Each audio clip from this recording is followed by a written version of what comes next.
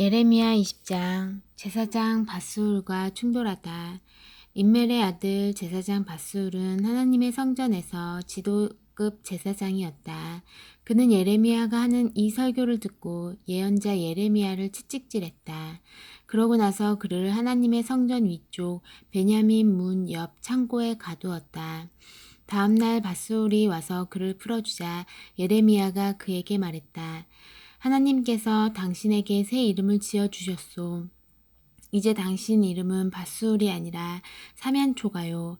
하나님께서 이렇게 말씀하셨소. 이제 너는 내 자신과 주변 사람들 모두에게 위험한 존재다. 내 친구들은 모두 전쟁터에 끌려가 내가 지켜보는 앞에서 죽임을 당할 것이다.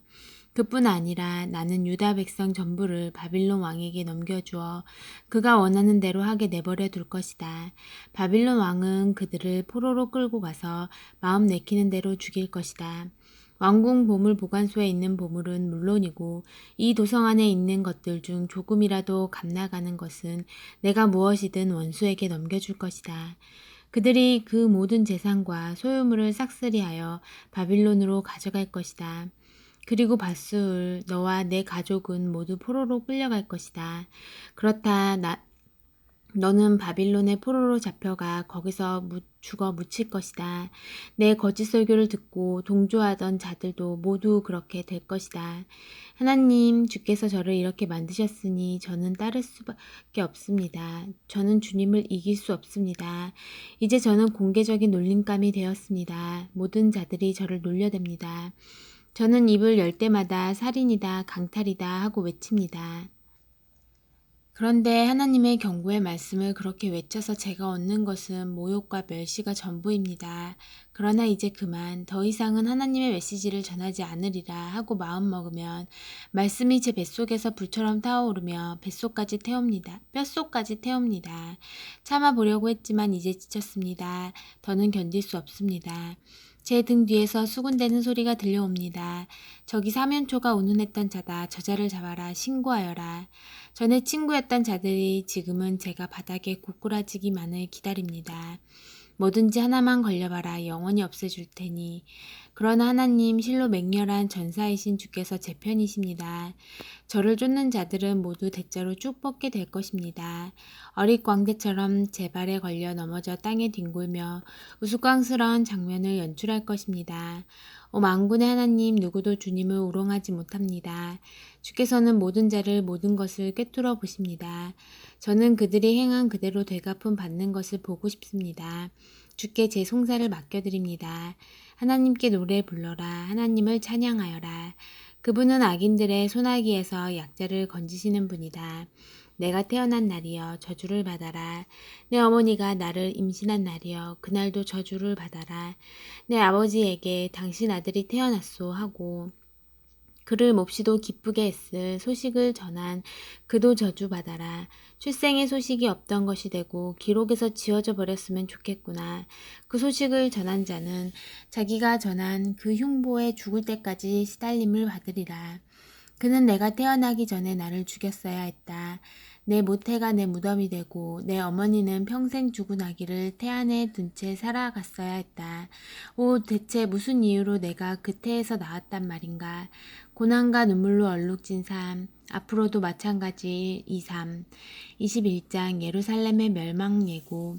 시드기야 왕이 말기야의 아들 밧수울과 마아세야의 아들 제사장 스바냐를 예레미야에게 보냈을 때 그에게 임한 하나님의 메시지다. 그들이 와서 말했다. 바빌론 왕 느부갓네살이 우리를 치려고 전쟁을 일으켰소. 우리를 위해 하나님께 기도해 주시오. 그분께 도움을 요청해 주시오. 어쩌면 하나님께서 옛날처럼 기적을 일으켜서 그를 물리쳐 주실지 모르니 말이오. 그러나 예레미야가 말했다. 시드기야 왕에게 이렇게 전하시오. 이스라엘의 하나님이 내게 이르는 메시지다.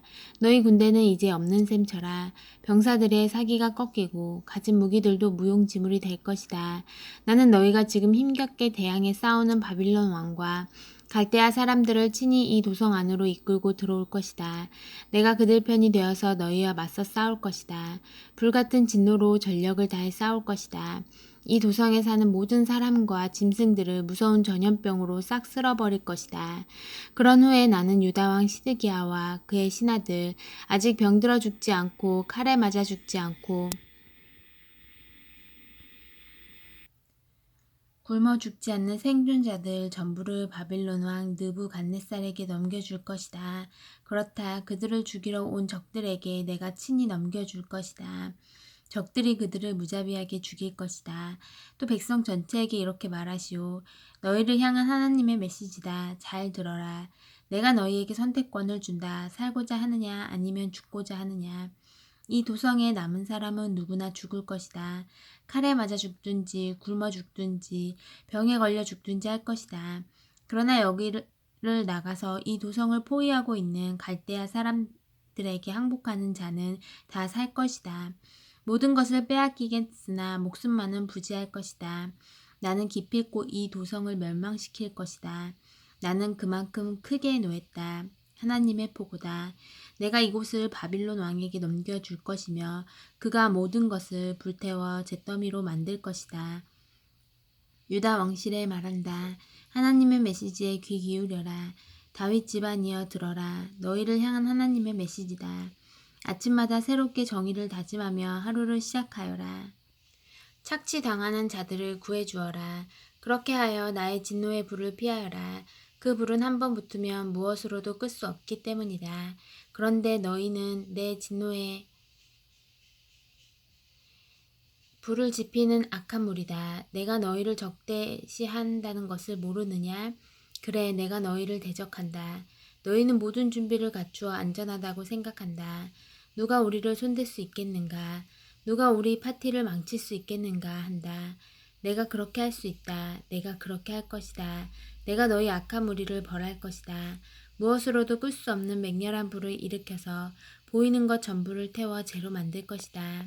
22장 이 왕궁은 폐허가 될 것이다. 하나님의 명령이다. 왕궁에 가서 이 메시지를 전하여라. 다윗 보좌에 앉은 유다 왕아, 하나님의 말씀에 귀 기울여라. 왕과 신하들 그리고 이 왕궁 문을 출입하는 백성들 모두 들어라. 이는 하나님의 메시지다. 너희의 정의를 돌아보아라. 사람 사이의 일을 공정하게 다루어라. 착취당하는 자들을 구해주어라. 빈민과 고아와 과부들을 착취하지 마라. 살인행위를 멈춰라.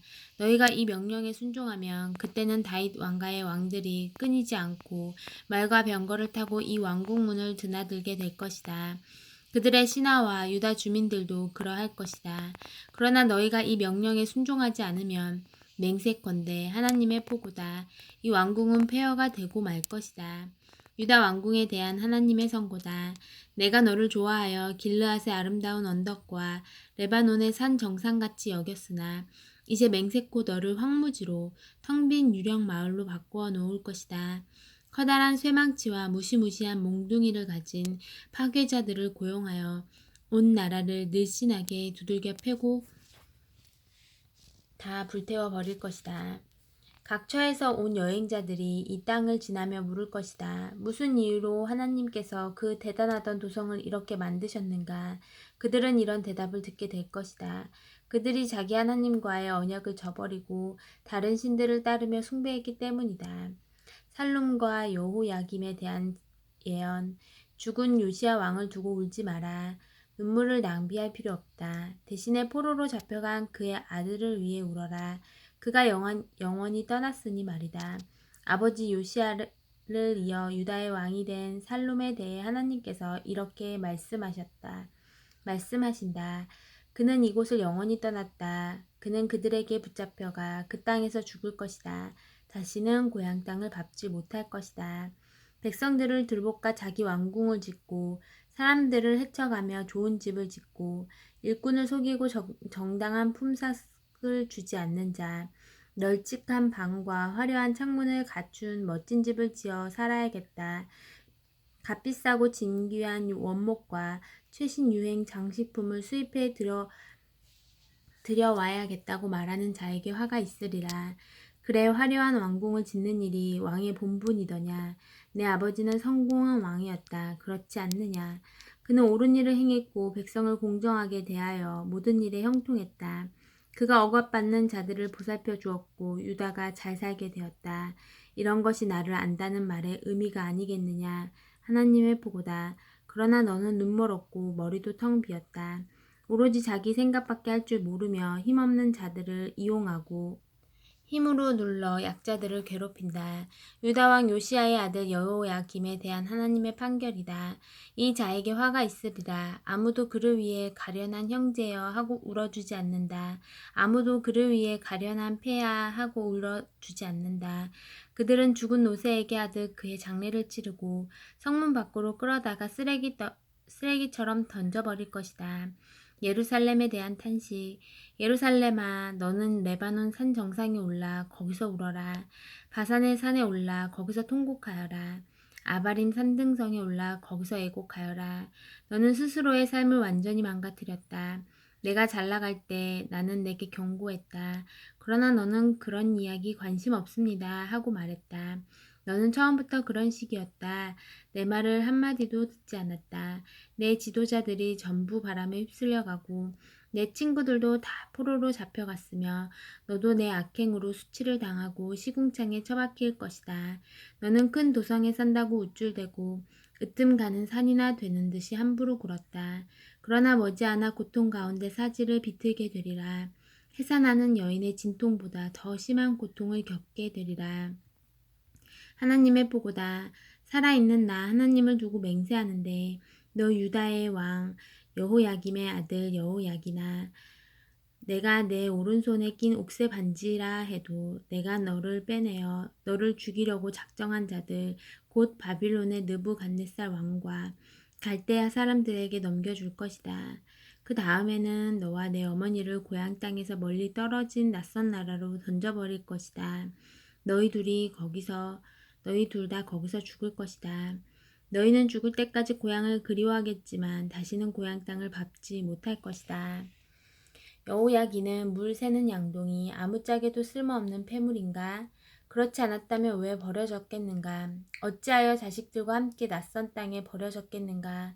오 땅이여 땅이여 땅이여 하나님의 메시지에 귀 기울여라. 하나님의 선고다. 그를 자식 없는 사람인 셈 치고 포기하여라. 그는 사람 구실을 하지 못할 것이다. 그에게서 대가 끊기고 그가 마지막 왕이 될 것이다. 아멘.